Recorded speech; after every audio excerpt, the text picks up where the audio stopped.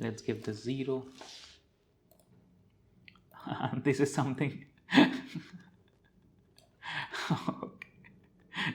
I don't know what to name it, but this is some very interesting behavior. So the particle starts from here and then it goes like this, and then it creates this hollow kind of tubular structure, the charged particle. So you see, you can, so the charged particle is capable of creating so many different and interesting trajectories that it's really, really fun to explore.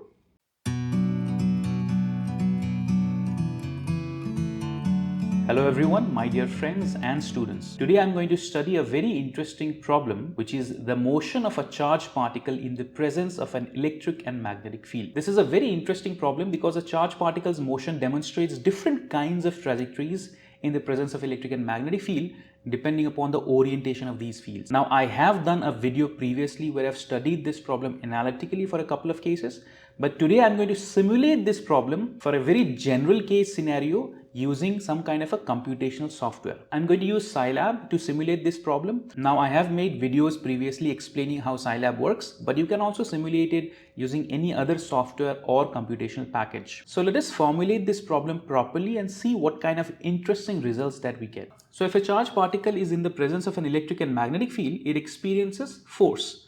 The force that it experiences in the presence of electric and magnetic field can be given by the Lorentz force law. So if you have a charge Q, let's suppose, it experiences a force QE plus V cross B. This is the force that a charged particle experiences. Here, E is nothing but the electric field.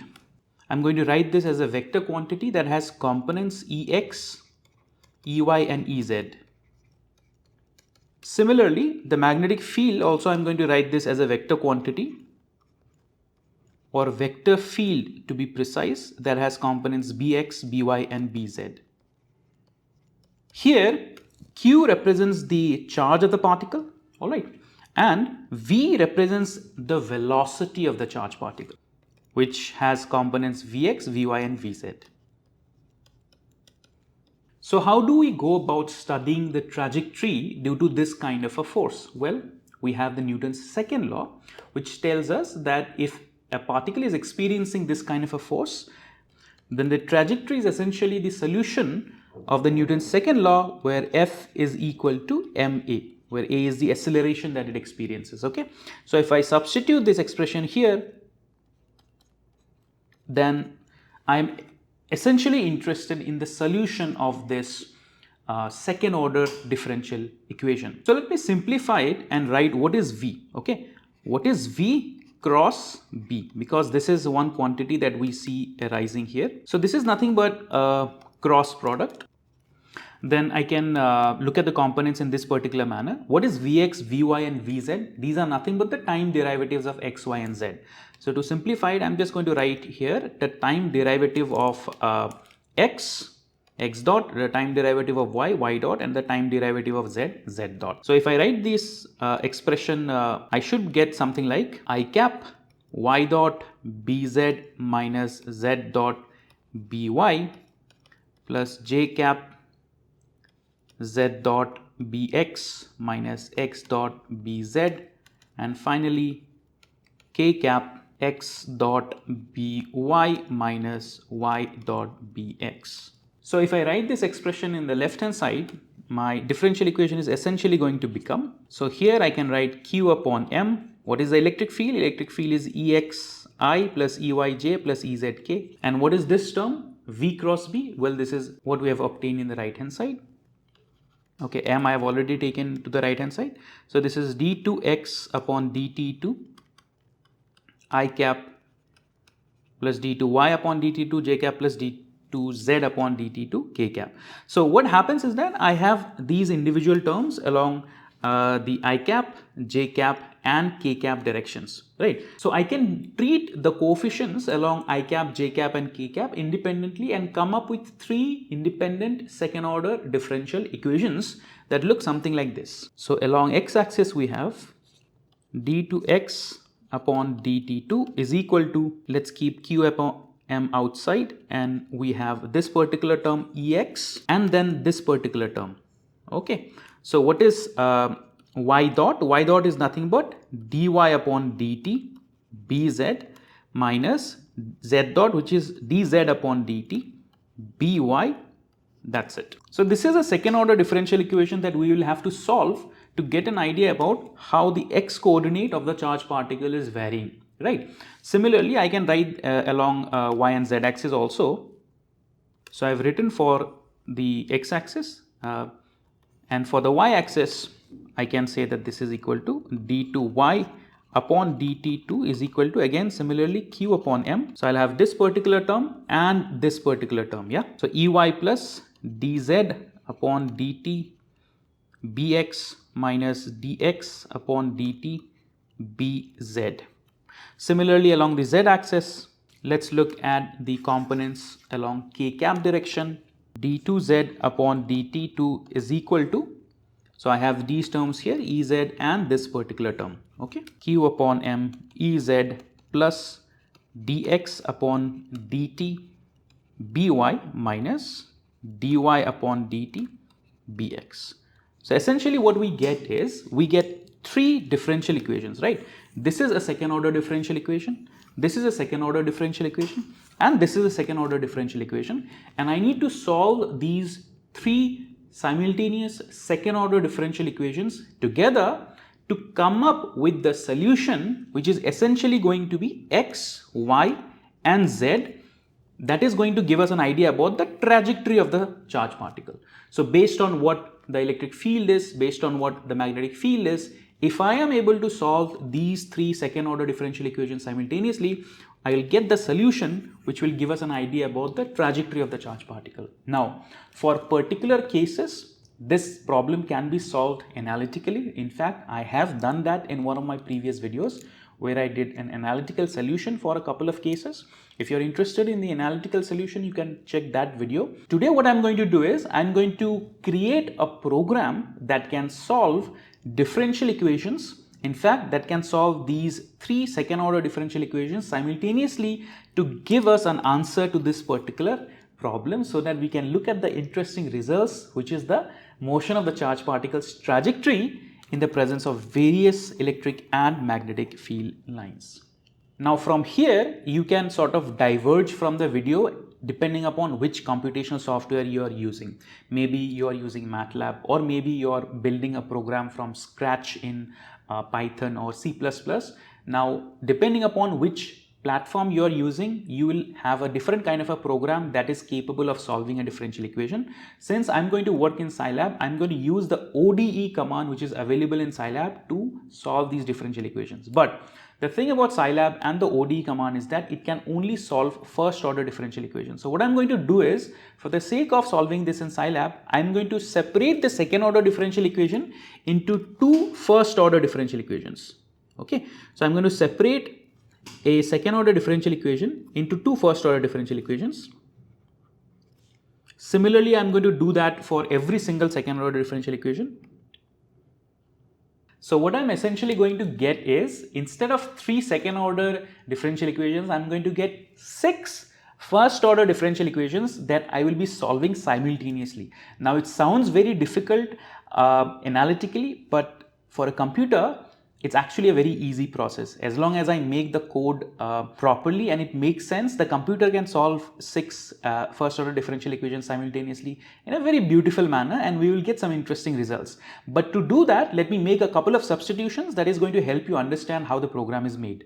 So essentially, I'm going to assume that x, y, z, these are a couple of variables. I'm going to make a couple of assumptions. The first assumption is that x is equal to x1. Okay, and the second assumption is that dx upon dt, or rather dx1 upon dt, is equal to x2.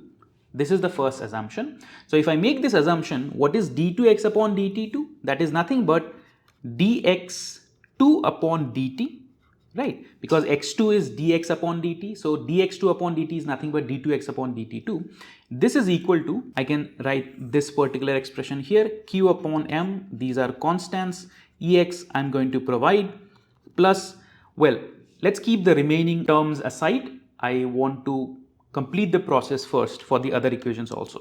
Similarly, I'm going to say that y is equal to x3 and dx3 upon dt, which is basically dy upon dt, is equal to x4.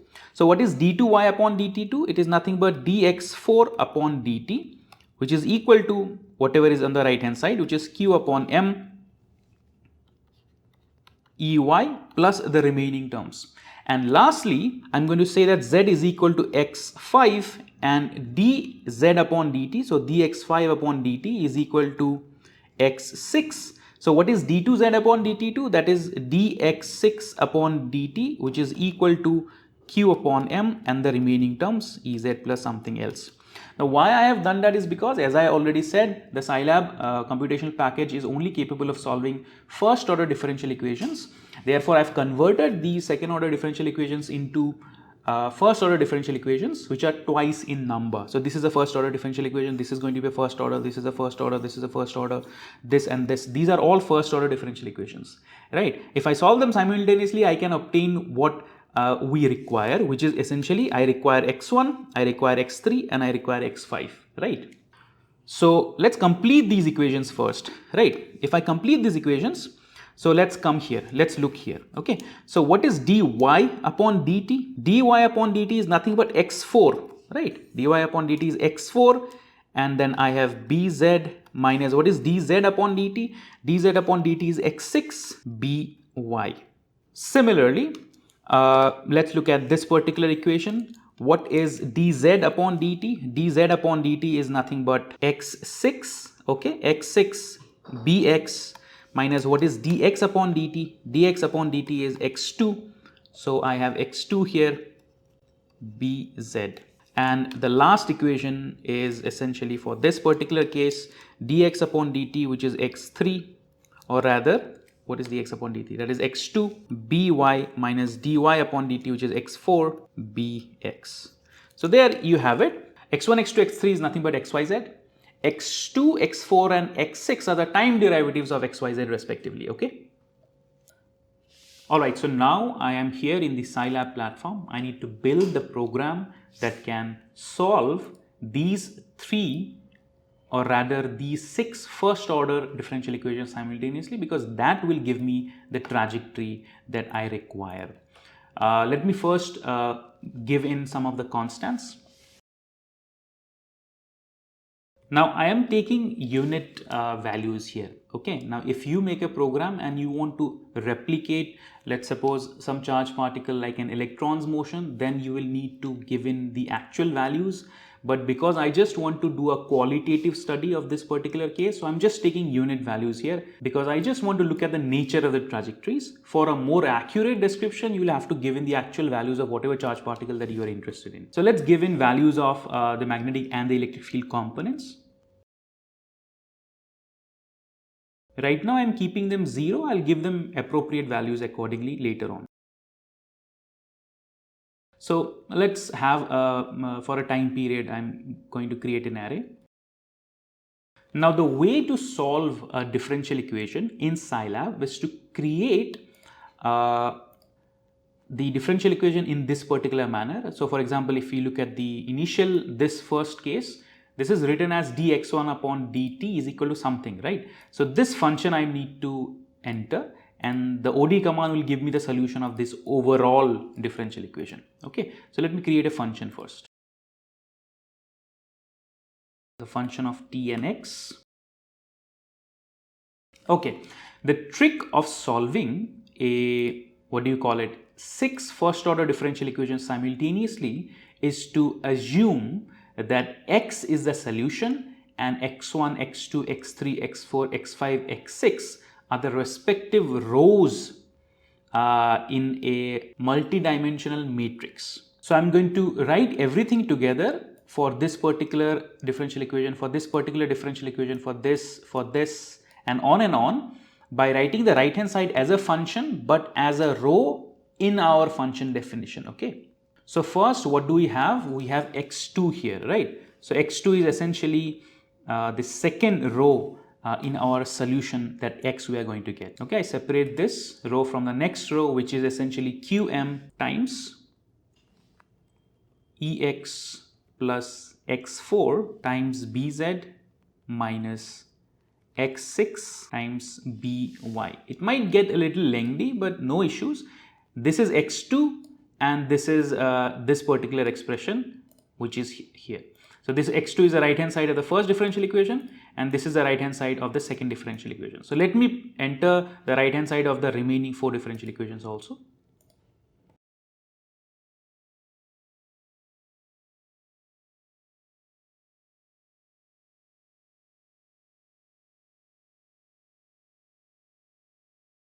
These two are for the first second order differential equation, then you have this one and then you have this one.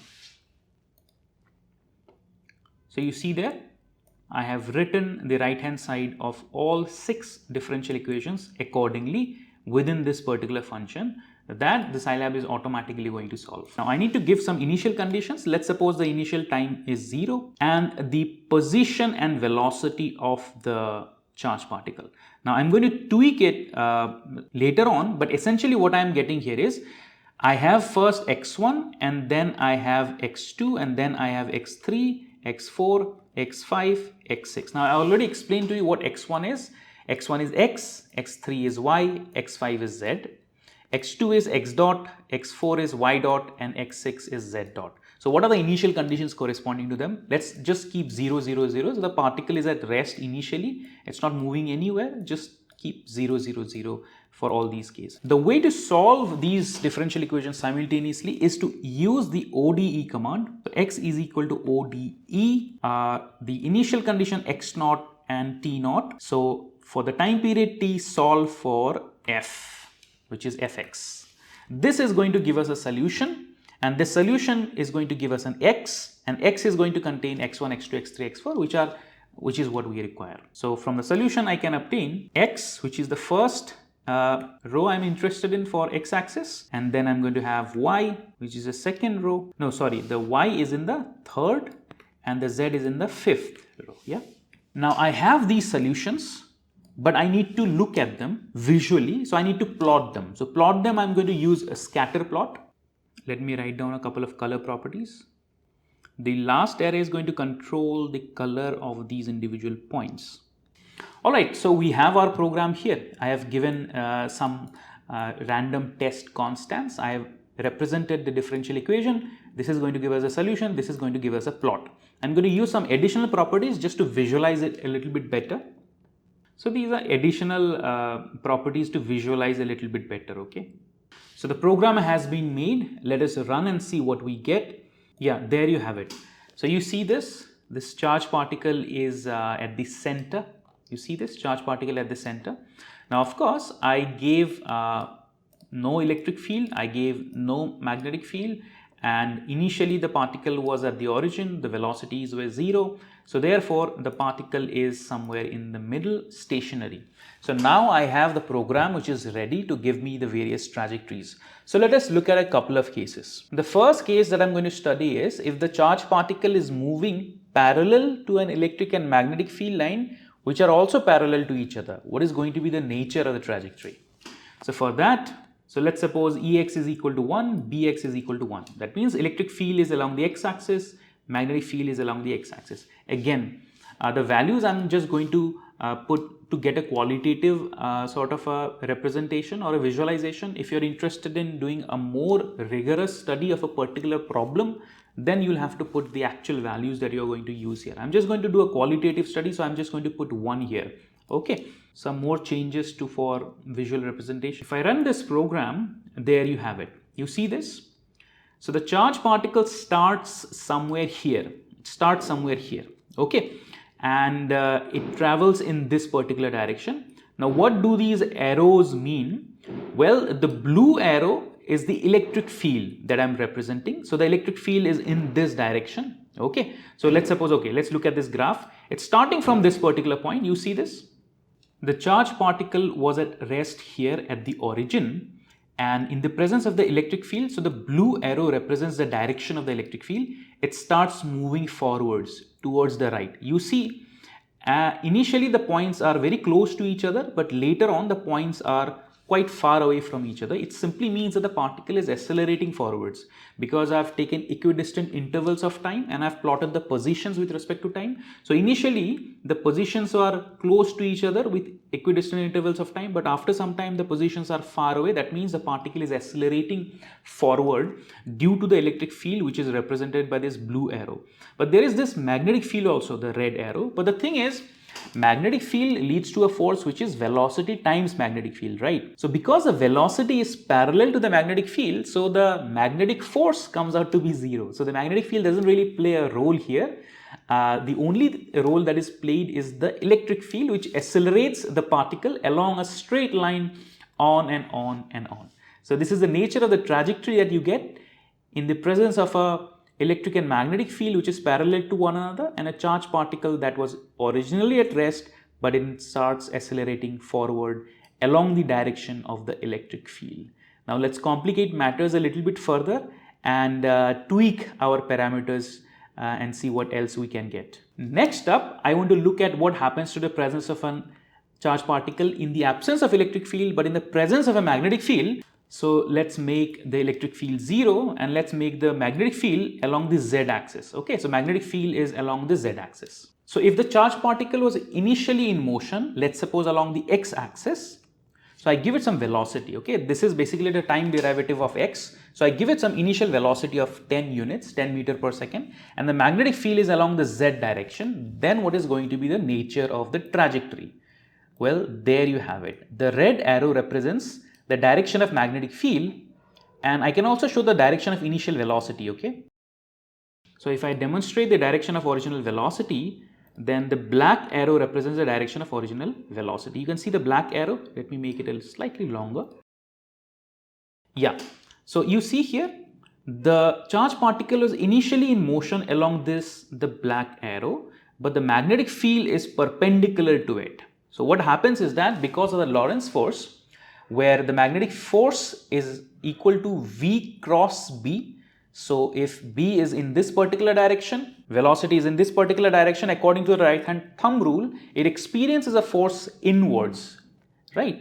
And it keeps on experiencing this force at every point, so that ultimately what it does is it traces out a circle. This is actually a circle, all right, that it has traced out. So the particle's motion is restricted to a plane. But because it is experiencing a constant magnetic field in a direction perpendicular to its velocity direction, so therefore it traces out a very beautiful, perfect circle. Now, of course, changing the values of the magnitude of magnetic field would change the radius of the circle, but you see this? It's an interesting circular trajectory that we get. Now, what if I tweak this slightly further? What if I add an electric field to it? Let's suppose I add an electric field in the direction of the magnetic field. What's going to happen then? So next up, let's look at the motion of a charged particle in the presence of an electric and magnetic field both, such that electric and magnetic field lines are parallel, but the charged particle's velocity is perpendicular to both. Okay. So let's keep electric and magnetic field in the same direction. Let's give it slightly different, let's suppose, magnitude. So electric field along z-axis, magnetic field along z-axis. All right, so let's run this and see what we get. All right, so this is a very interesting problem that we are getting. Originally, we did not have an electric field, but right now we have both electric and magnetic field lines going along the z-axis, and the charged particle was initially going in the x-axis, you see. So because of the magnetic field, the charged particle tries to trace out a circular trajectory, right? Because of the magnetic field which is coming out of the screen, the charged particle tries to trace out a circular trajectory. But because there is an electric field, it starts accelerating in this particular direction, yeah, in the z-axis. And then what happens is that you end up getting this kind of a trajectory. So this looks somewhat like an helix, you see, but the only difference is that after every revolution, because the electric field leads to acceleration, therefore the sort of distance between both the revolutions along the z-axis kinds of keeps on increasing. So you have somewhat a helical sort of a trajectory with the pitch increasing over time. What if I wanted to create a perfect helix? Well, in that case, we have to remove the electric field, but I will give it some velocity in the z direction. Okay, so let's remove the electric field, let's make it 0, and let's keep a velocity in the z direction. Okay, velocity in the z direction will be here. You see, this is a perfect helix we get. So the magnetic field is in the z-axis, but the velocity was in a direction. It had components along the x-axis as well as in the z-axis. So here you get a perfect helix, a very beautiful helical structure, you see. So you see, by tweaking the values of the electric magnetic field as well as the initial velocity, we can come up with some very, very interesting sort of trajectories. Wow, excellent.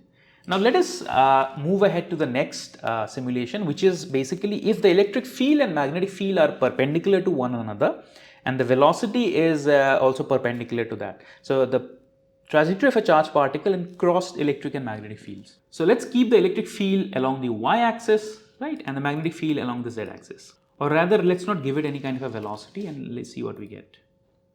All right. There you have it. Let me sort of create it properly. There you go. Let me explain what is happening. You see the blue arrow represents the electric field, the red arrow represents the magnetic field. So they are perpendicular to each other. The charged particle was initially at rest at the origin here. So what happens is that if we look at it from the perspective of the electric field, the charged particle starts accelerating along the electric field, right?